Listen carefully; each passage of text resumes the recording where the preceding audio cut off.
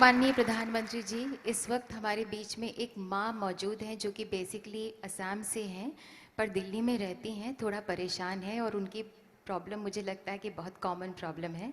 कुछ कहना चाहती हैं मधुमिता सेन गुप्ता।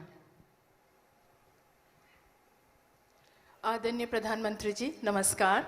मेरा नाम मधुमिता सेन गुप्ता है। मेरा बेटा कक्षा 9वीं का छात्र है। महोदय, पहले मेरा बेटा पढ़ाई में बहुत अच्छा था, टीचर्स अप्रिशिएट करते थे, लेकिन अभी कुछ समय से ऑनलाइन गेम्स की तरफ उसका झुकाव कुछ ज़्यादा ही बढ़ गया है, जिसके कारण उसकी पढ़ाई पर फर्क पड़ रहा है। मैंने उसे बहुत समझाने की कोशिश की है, लेकिन मुझे लगता है मैं असफल हूँ। कृपया मेरा मार्गदर्शन कीजिए कि मैं इस स्थिति को कैसे संभालूं। धन्यवाद। माननीय, कृपया इस पर अपने विचार प्रकट करें।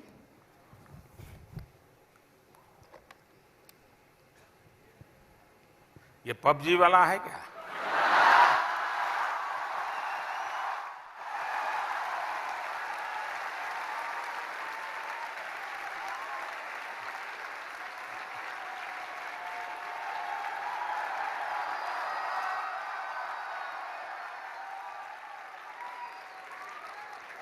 या तो फ्रंट लाइन वाला होगा।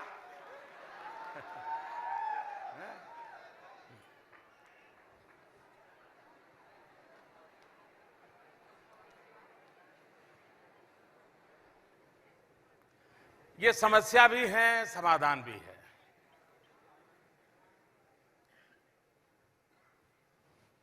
हम ये चाहें कि हमारे बच्चे टेक्नोलॉजी से दूर चले जाएं, फिर तो वो एक प्रकार से अपने सारी जिंदगी से एक प्रकार से पीछे की तरफ जाना शुरू होगा। और इसलिए उसको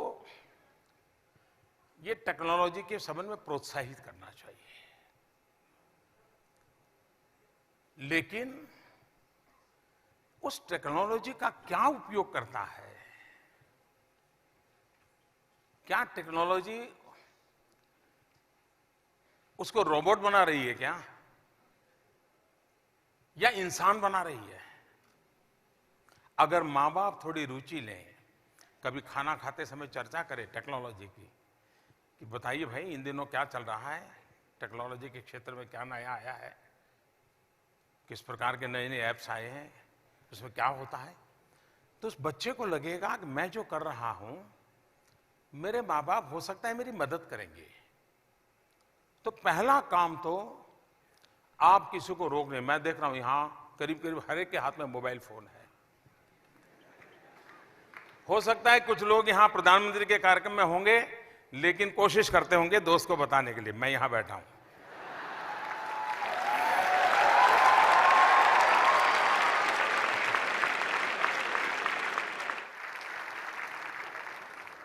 इससे क्या होता है, धीरे धीरे हम सिकुड़ते चले जा रहे हैं। टेक्नोलॉजी हमें अगर सिकुड़ देती है, हमें नैरो बना देती है, हमारी सोच भी बड़ी नैरो बन जाती है, तो शायद हमें जीवन को बहुत बड़ा नुकसान होगा। टेक्नोलॉजी का उपयोग हमारे एक्सपांशन के लिए होना चाहिए, मेरे विस्तार के लिए होना चाहिए, मेरे सामर्थ्य में बढ़ोतरी के लिए होना चाहिए। और इसके लिए टीचर्स ने भी बार बार इन विषयों की चर्चा करते रहना चाहिए, तब जाकर के होगा। अदरवाइज जैसे बच्चे खेल के मैदान में नहीं है, कभी कभी माँ बाप को लगता है पढ़ना बहुत अच्छा है, लेकिन परीक्षा के दिनों के कुछ दिन पहले ही बीमार हो जाता है तो माँ बाप का पसीना छूट जाता है। अरे भाई, पहले उसको किताब पढ़ाता है, कहीं खेल के मैदान में भी तो भेजना था। आप में से कभी सोचिए, मैं कभी मेरी बच्चों के साथ बातचीत करने का मेरा ये पिछले मुख्यमंत्री साहब तब से एक लगातार कार्यक्रम चल रहा है। अब रूप उसका रंग बदलता जाए, लेकिन मैं करता रहता हूं। मैंने देखा है कि मैं कभी बच्चों को पूछता था कि कितने बच्चे हैं जिनका दिन में 4 बार मेहनत करने के कारण पसीना आया है शरीर पे। आप हैरान हो जाएंगे, गांव के बच्चे भी कहते थे नहीं ऐसा तो नहीं होता है। अब ऐसी कैसी जिंदगी?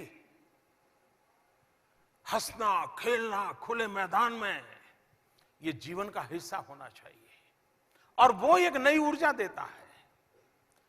और इसलिए टेक्नोलॉजी का सही उपयोग कैसे हो, मैं स्वयं टेक्नोलॉजी बहुत शक्तिशाली मानने वाला व्यक्ति हूं। मैं खुद इसका उपयोग आज भी, जो मैं दुनिया के इतने देशों के साथ और देश के लोगों से बात कर रहा हूं, उसका कारण टेक्नोलॉजी का उपयोग है। तो एक ही चीज के दो अच्छे पहलू